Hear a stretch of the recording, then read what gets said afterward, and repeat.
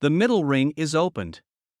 TO1 and UN took the initiative at the beginning, and large number of troops charged down to the entrance of HBR and Top. HBR and Top were playing it safe.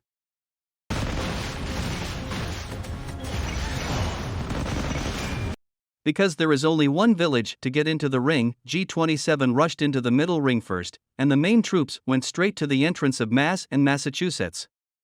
Because the terrain in the middle ring is relatively narrow, the base group of Mass lined up at the front of its entrance, fighting with the troops pressing up from G27, while the troops of CFW reached the middle ring was relatively slow because of the terrain.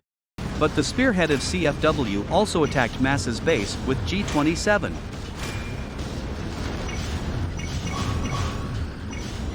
After Mass sent some troops to support Mass for a short time, suddenly all the main forces went directly to the eastern front, planning to catch TO1 off guard when the main forces of TO1 and UN were on the southern front.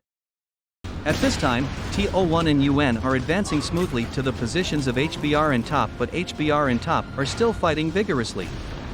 Mass's raid put the eastern front into a crisis, and it can be seen from the outer right that UN has few player online during this time period.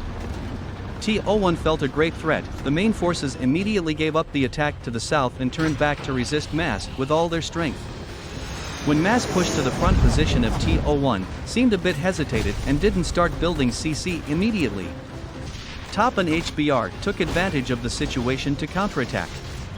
After repelling the army groups left behind by TO1, they begin to destroy the frontline bases of TO1 and UN, and gradually advance to the eastern front. The eastern front relies on UN and 1 to 2 army groups left behind by TO1, desperately delaying the speed of the southern front's counterattack. The main forces of TO1's counterattack were entangled with Mass's troops.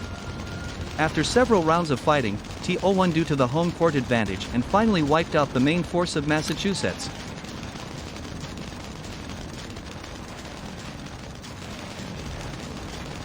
During this period of time, G27 has alone wiped out all the field troops of Mass, and a large number of main battle tanks raged in the base group of Mass.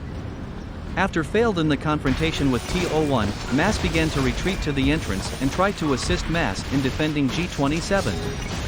However, because the front line was broken, it was very difficult to organize the team. Cleaned up repeatedly by G27, they are barely surviving. After cooperating with G27 to destroy Mass, CFW of the Western Front turned around and started attacking the Southern Front and established its own CC in the southwest of the Middle Ring. CFW is attacking from the Southern Front. Top turned around to fight CFW after spotting it.